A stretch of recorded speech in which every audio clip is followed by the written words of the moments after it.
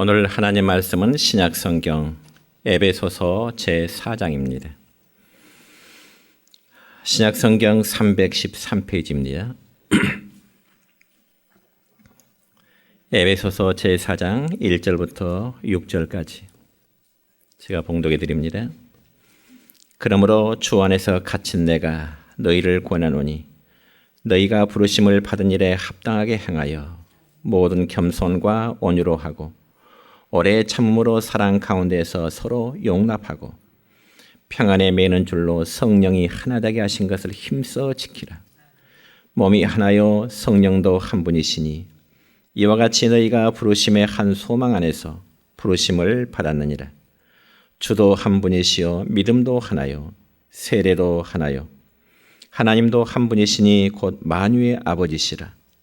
만유 위에 계시고 만유를 통일하시고 만유 가운데에 계시도다. 아멘. 사랑과 축복의 메시지 나눕니다. 사랑하고 축복합니다. 사랑하고 축복합니다. 예, 감사합니다. 오늘은 신약성경 에베소서 4장 1절부터 6절에 있는 말씀을 중심해서 부르심을 받은 성도의 삶이라고 하는 제목으로 말씀을 선포하고자 합니다. 여러분, 사람이 누군가로부터 부름을 받았다고 하는 것은 참으로 기쁘고 영광스러운 일이지요. 왜냐하면 내가 다른 사람에게 부름을 받았다는 것은 상대방이 나를 사용하기 위한 또 나를 신뢰한 그런 목적일 것입니다. 그래서 이 시간 우리가 함께 나눌 말씀은 바울이 에베소 교회에 보낸 편지 중의 일부분인데, 여러분, 에베소라 그러면 지금의 저기 튀르키르, 즉 과거의 터키 서해 지역에 있는 항구 도시입니다.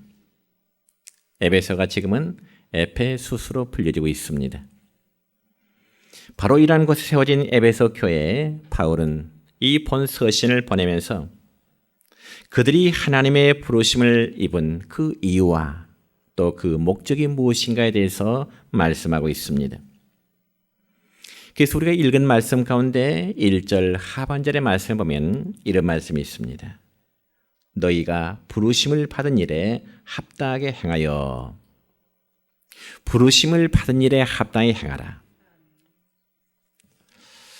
그러니까 이 말씀은 바울 사도가 에베소 교회 성도를 향하여 하나님의 부르심을 받은 자들이라 하듯이 오늘날 저와 우리 모두도 다 하나님의 부르심을 받은 자들임을 여러분 믿으시길 바랍니다.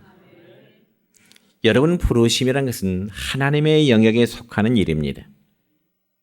즉 에베소 사람들이 스스로 차원에서 하나님, 우리 좀 불러주세요 해서 부름받은 게 아니고요. 또한 저와 여러분이 하나님께 하나님 저 좀 불러주세요 해서 하나님이 우리를 불러주심도 결코 아닌 것입니다.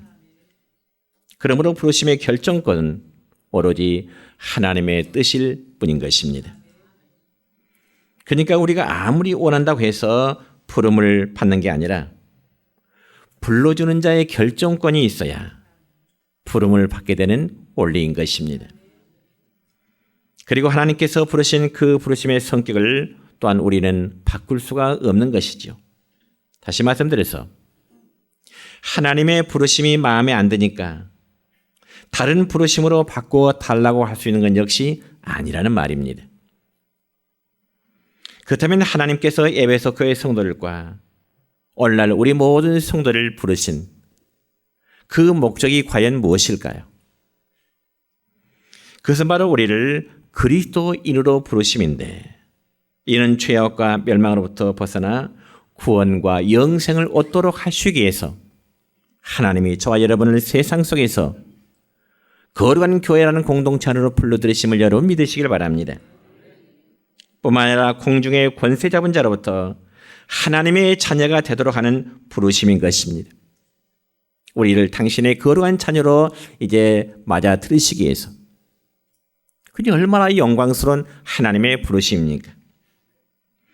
그렇기 때문에 하나님의 부르심을 입은 성도는 하나님의 뜻대로 하나님의 말씀을 따라 순종하면서 살아야 될 거룩한 의무와 거룩한 사명을 가져야 되는 것입니다. 여러분 성경에 보면 이스라엘 백성들은 하나님의 뜻을 따라 애굽 땅에서 430년이라고 하는 기나긴 세월 동안의 종된 생활을 마치고 이제는 출애굽의 영광을 얻게 됩니다. 그러니 그들은 하나님의 부르심을 따라 마땅히 순종하는 것이 그들의 삶에 마땅한 도리일 것입니다. 그럼에도 불구하고 성경에 보면은 이스라엘 백성들은 하나님의 뜻을 따르지 아니하고 그리고 하나님의 거룩한 백성이라는 그러한 신분을 스스로 포기하게 이른 것입니다. 그렇지만 여러분 성경에 보니까 여호수아와 갈렙이라는 사람은 하나님께서 이스라엘 백성들을 출애굽시킨 뜻을 이해하고 믿었기 때문에 정말 하나님이 부르신 그 부르심에 합당한 삶을 살아갈 수가 있었던 것이죠. 뿐만 아니라 우리가 신약 성경 가운데 고린도 전서와 고린도 후서의 말씀을 보면은 여러분 고린도 교회 성도는 하나님으로부터 다양한 은사를 많이 받던 사람들입니다. 그럼에도 이 고린도 교회 성도들은 부르심에 합당한 거룩한 삶으로 살지를 못하고 오히려 세상 사람들 같이 더러운 행위를 갖게 되고 또한 죄에 대한 회개함의 삶도 그들에게는 없었던 것입니다. 여러분 얼마나 모순된 삶입니까? 그렇다면 오늘 저와 여러분 우리 각자의 모습은 과연 어떻다고 생각하십니까? 여러분은 과연 하나님이 부르신 그 부르심에 합당한 거룩한 삶으로 살아가고 있다고 여러분 스스로 자신할 수 있을까요? 여러분 하나님이 우리 각자를 부르시면 그에 따른 역할 그리고 그에 따른 책임이 반드시 동반해야 되는 것입니다. 그래서 하나님의 부르심 자체는 완전한 하나님의 이제 행위지만은 우리가 하나님의 부르심을 받은 이후에는 그에 합당한 삶으로 살아가는 것은 부르심을 받은 사람들에게 반드시 요구되는 것입니다. 그러므로 하나님께서 오늘날 우리 각자를 거룩한 교회라는 곳으로 불러들이셔서 우리 한 사람 한 사람을 그리스도인이라고 하는 놀라운 신분을 우리에게 허락해 주신 것입니다. 여러분 그렇기 때문에 우리 모두는 교회 안에 속한 사람들로서의 삶의 태도를 반드시 가져야 되는 것입니다. 그렇다면 여러분 우리가 교회 안에서의 삶의 태도란 구체적으로 어떤 것을 말할까요? 한마디로 말하자면 그리스도인답게 살라는 뜻입니다. 더 쉽게 말씀드리자면 성도답게 좀 뭔가 다르게 살라고 하는 그런 성경의 요구인 것입니다.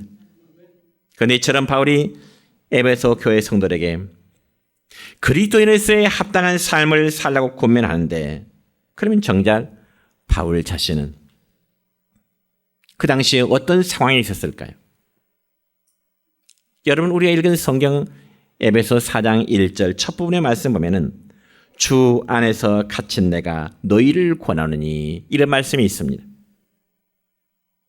그러니까 바울은 자신이 주 안에서 갇혔다고 했는데 이는 예수님의 복음 때문에 그가 감옥에 갇혀있는 그런 상황을 의미하게 되는 것입니다.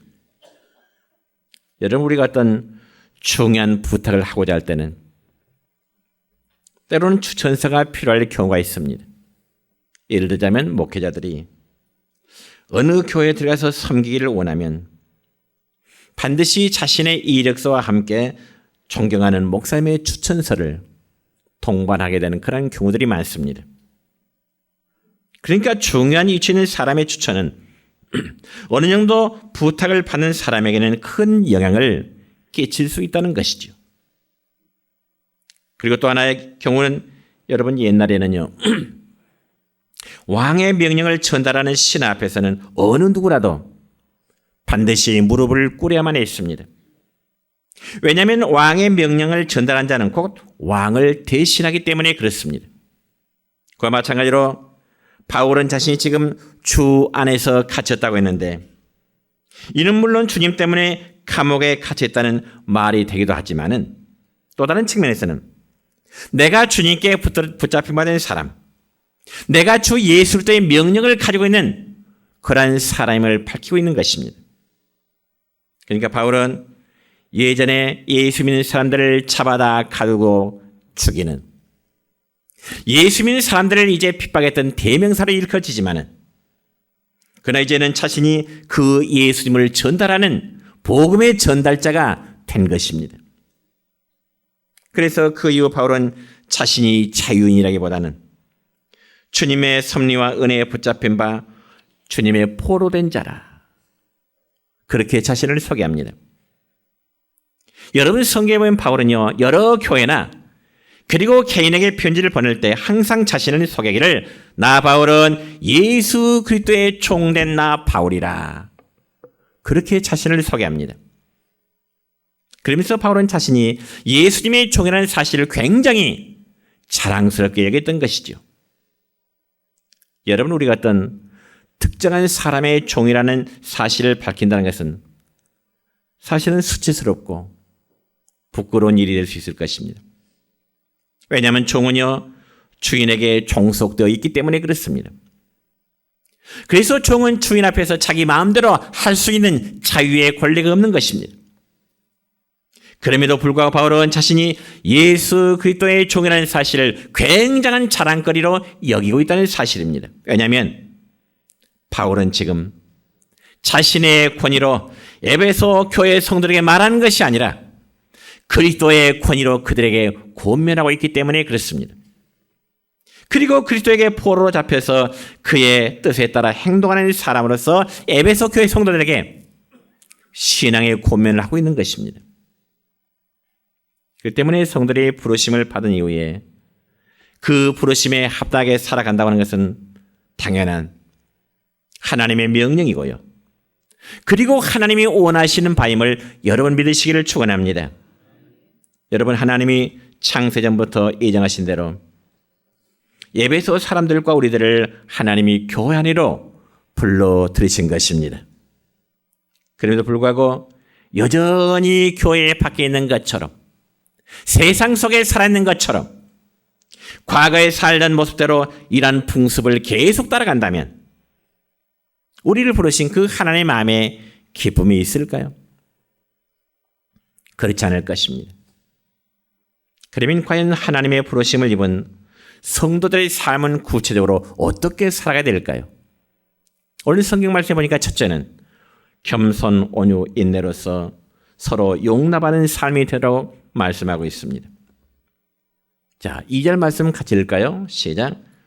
모든 겸손과 온유로 하고 오래 참음으로 사랑 가운데서 서로 용납하고. 아멘. 그러니까 성도의 삶은 가장 먼저 겸손과 온유함이 삶이 되도록 말씀하고 있습니다. 그래서 여러분, 겸손은 그리스도인의 삶에서 가장 첫 번째로 꼽을 수 있는 아름다운 신앙의 미덕이라면, 여러분, 겸손은 우리가 하나님을 대하는 가장 기본적인 태도라고 말할 수 있을 것입니다.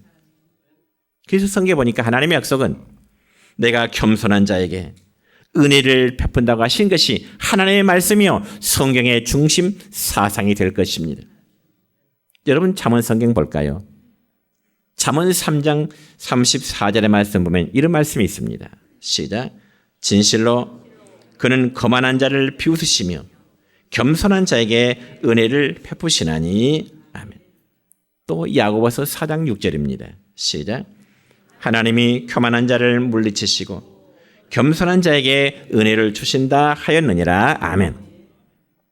물론 그에도 성경에 보면은 이 겸손함에 대해서 성경은 굉장히 말씀 많이 하고 있습니다.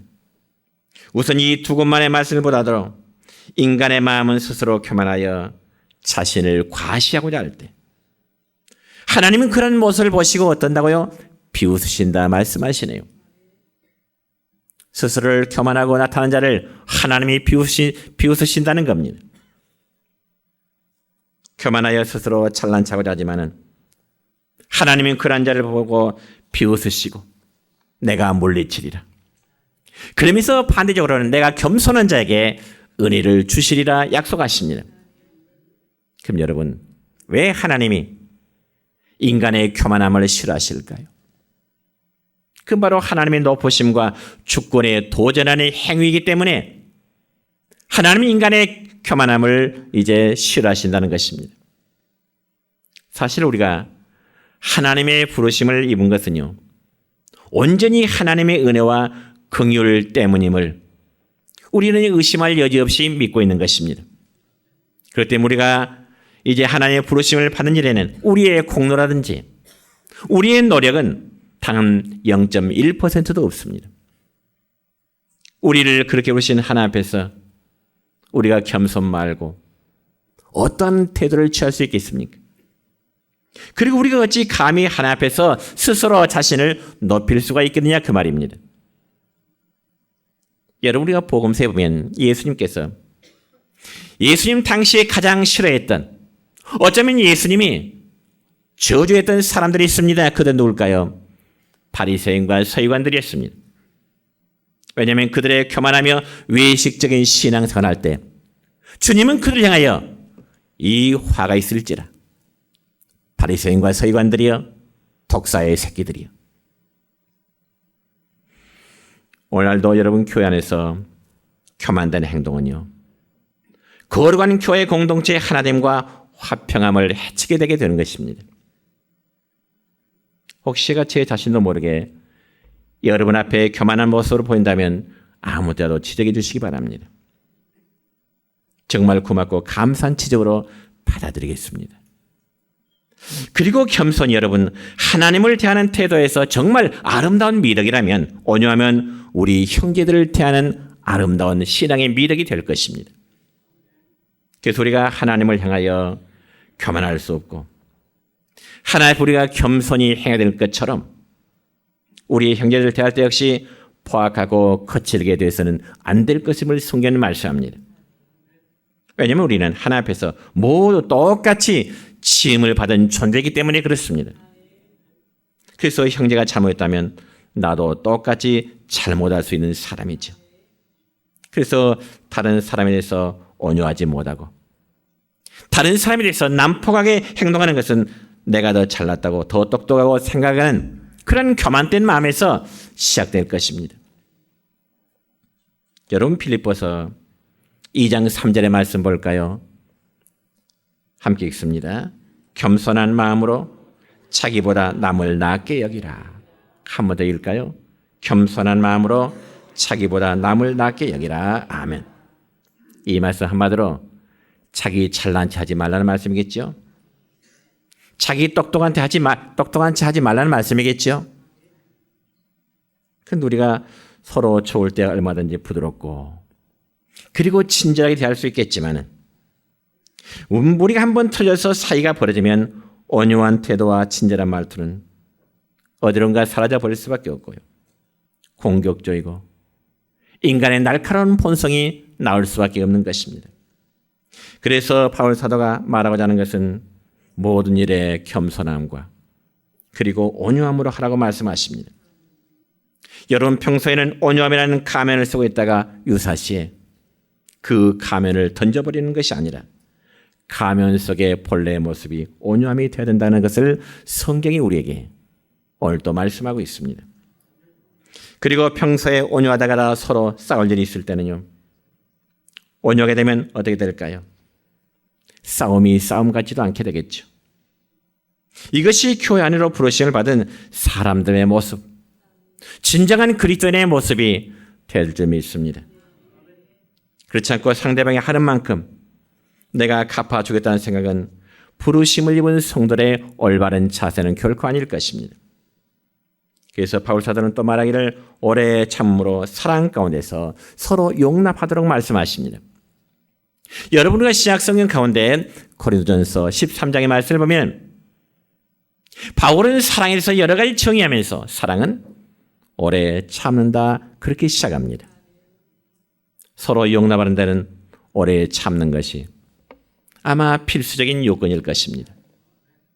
한번 잘못했다고 해서 즉시 대응한다면 그건 신앙인 올바른 자세가 아니죠. 좀 기다려보는 그런 지혜가 필요할 것입니다.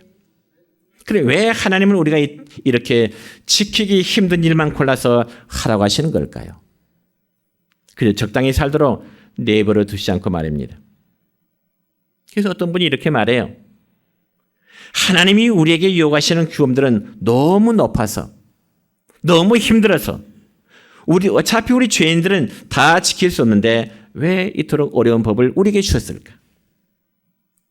그럴 바엔 차라리 우리의 죄책감도 덜하고 마음 편하게 신앙생활을 할 수 있도록 법을 가볍게 주셨으면 좋을 것인데, 물론 어느 정도 의미가 있는 욕구이기도 할 것입니다.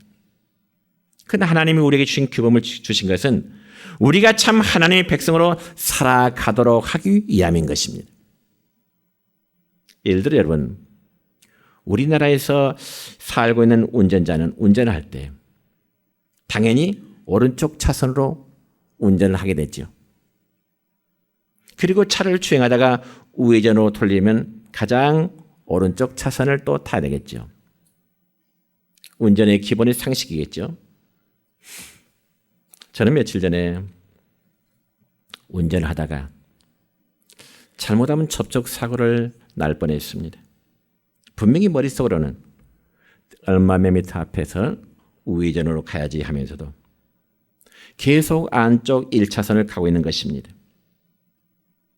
그리고 우회전 방향으로 돌라는 그 순간에 백미를 보니까 바로 옆에 차가 따라붙는 그런 위험한 순간이었습니다. 모든 규범은 지킬 때 안전하게 되는 거죠. 규범은 지킬 때 행복이 되는 거죠.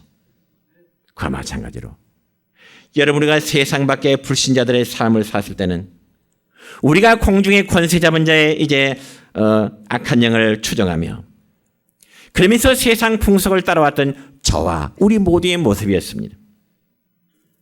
그리고 그 안에서의 법을 따라 살았지만 이제는 우리 모두가 하나님의 부르심 때문에 그리스도 안에서 하나님의 교회 안으로 부름을 받은 거룩한 존재들이 된 것입니다.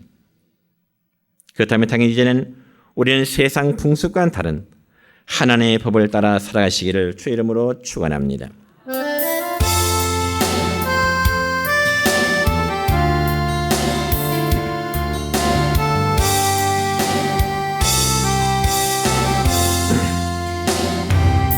사랑합니다,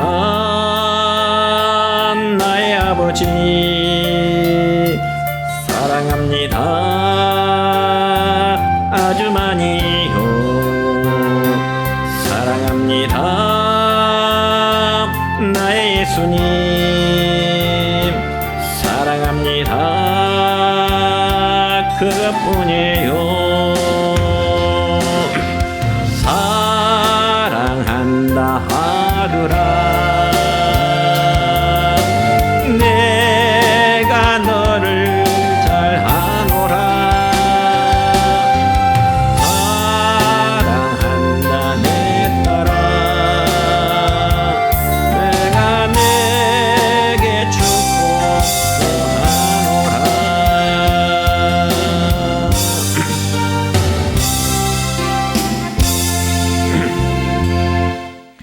두 번째로 하나님의 부르심으로 교회 공동체는 하나의 마음을 가져야 됩니다.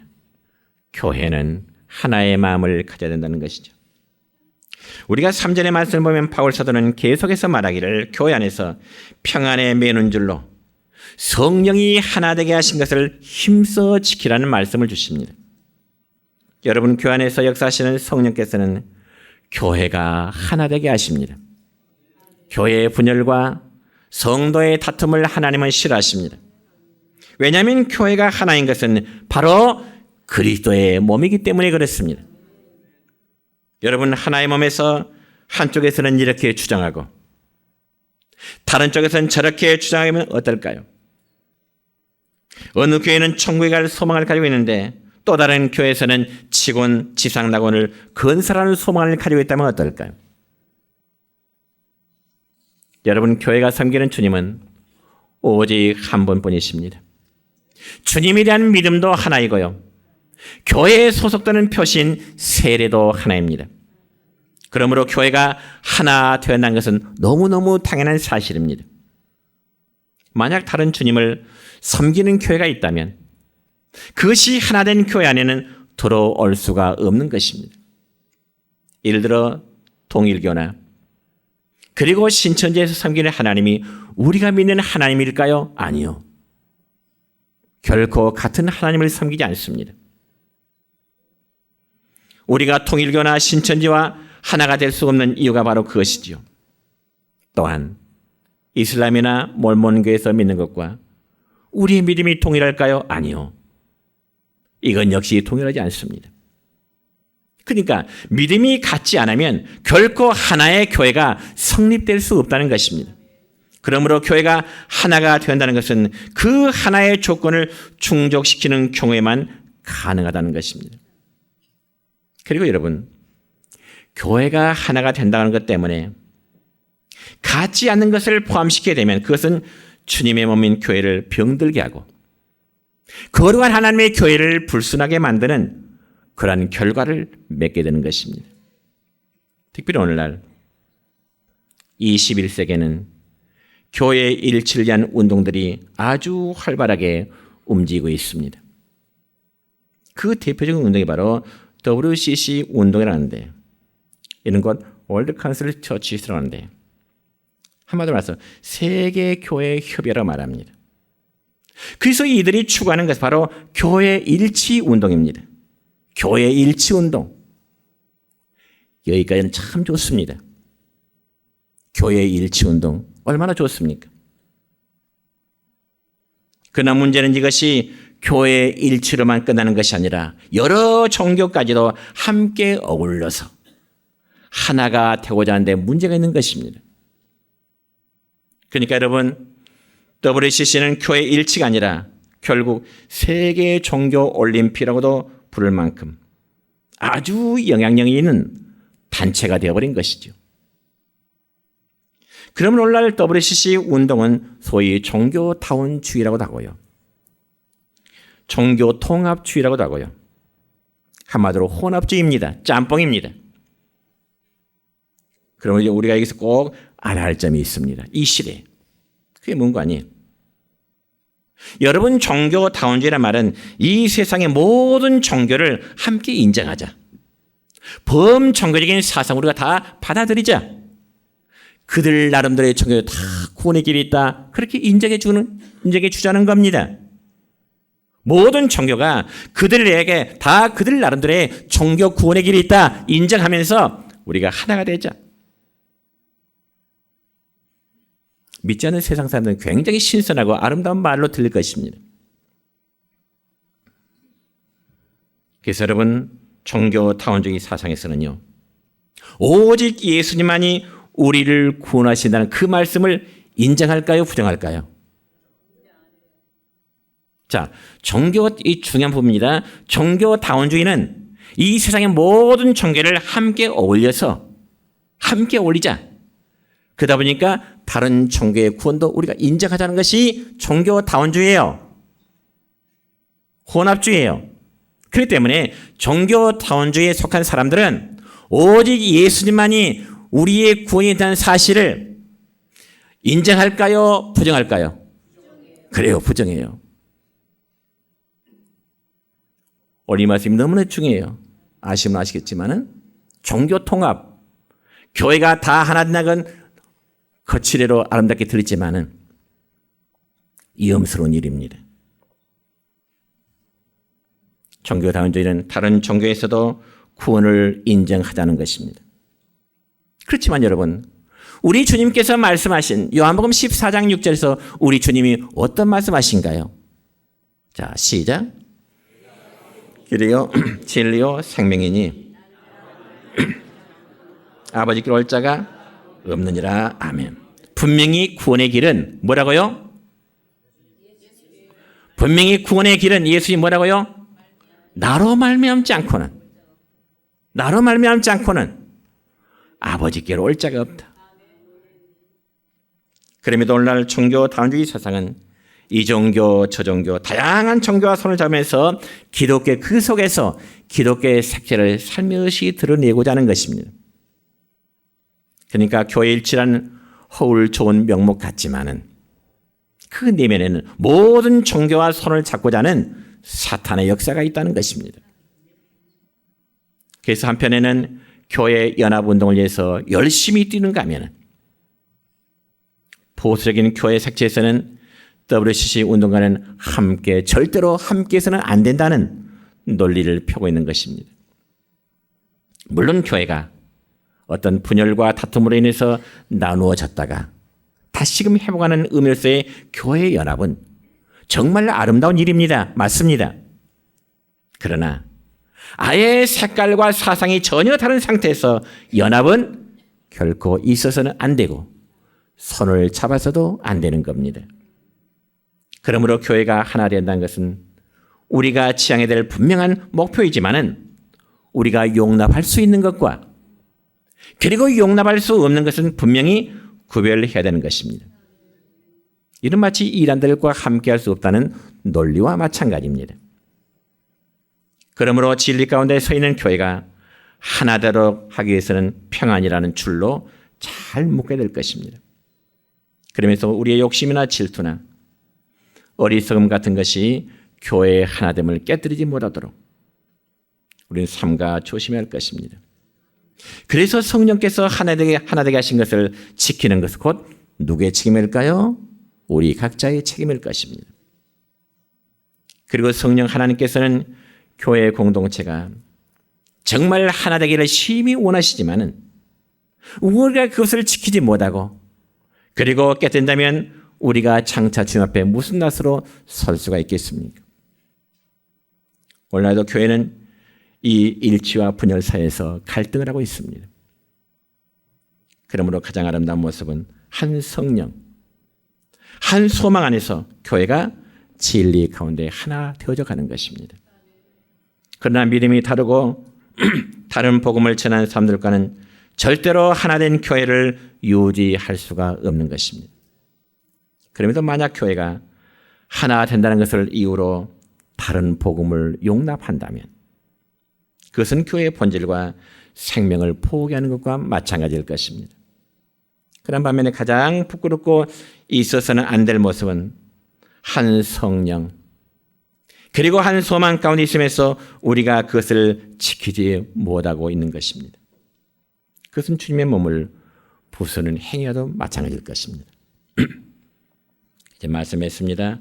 우리 내전교회 공동체는 주님 오실 때까지 한 성령님, 한 믿음 안에서 하나된 교회로 바르게 세워져 나가야 될 줄 믿습니다.